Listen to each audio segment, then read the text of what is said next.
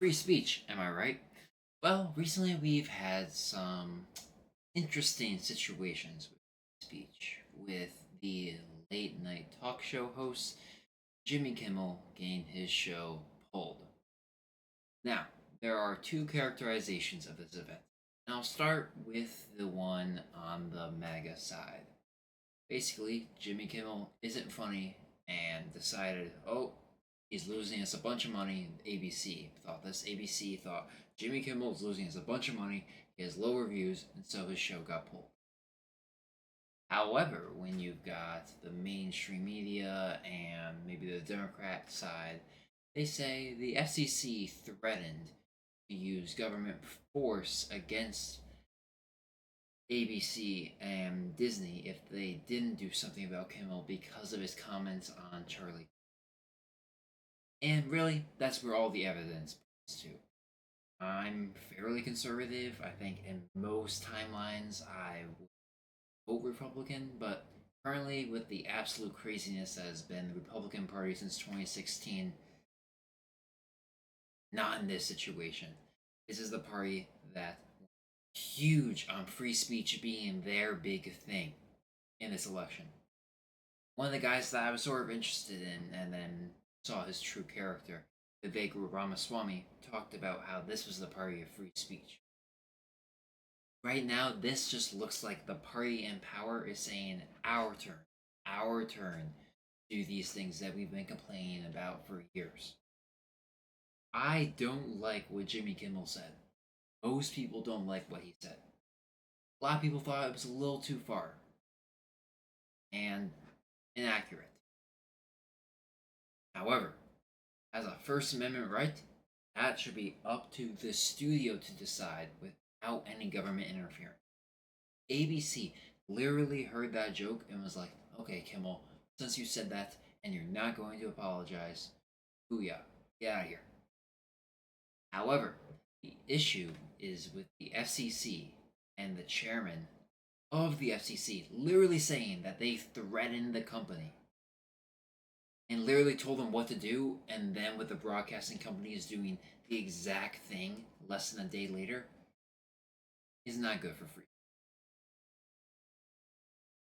And it just worries me because every month you get more worried about what this administration is doing.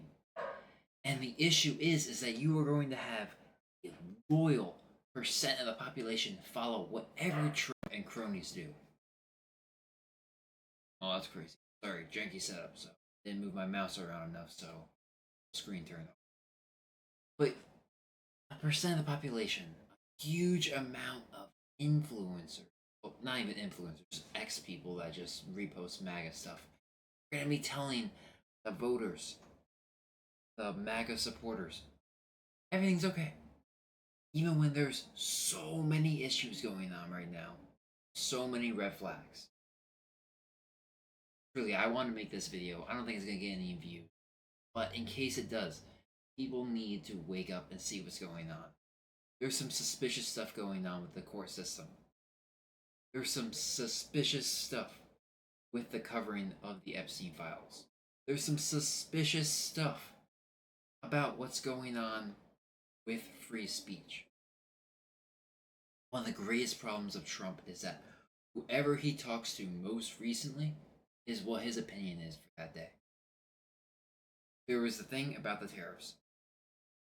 I believe Scott Bessent, the commerce guy, had to rush over to Trump and to extend the tariff deadline. Otherwise, like 50% tariffs on the whole world was going to go through. That's crazy. And luckily, we only have 4 years of this, but the issue is whether or not we can make sure that these trends don't continue. Because I think the Republican Party is important. As a conservative, or someone who's mostly conservative, especially on social issues, it's important to have a party that can represent those feelings. But you should be able to represent those feelings without having a crazy leadership class which denies fundamental values to the American character.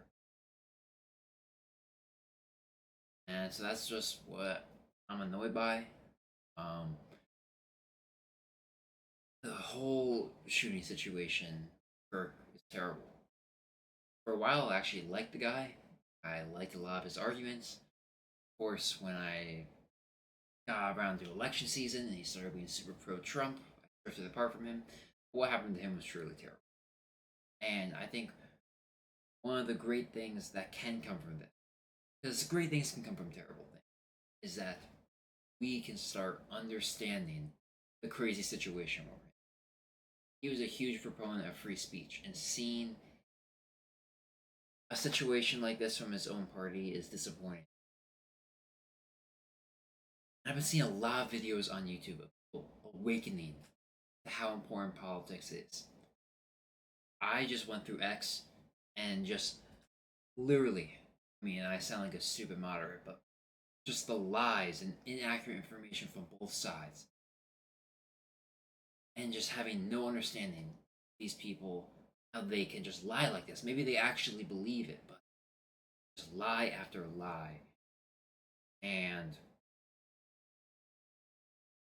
we have to get involved. Because even though it's a terrible environment, it's an important environment. It affects our entire lives. And so what we have to do is get involved into this sludge pit and try to make a change for the better. Try to turn down the rhetoric.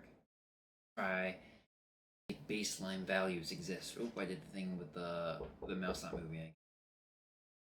We need to do better. That's all I have to say. My sister's on the door.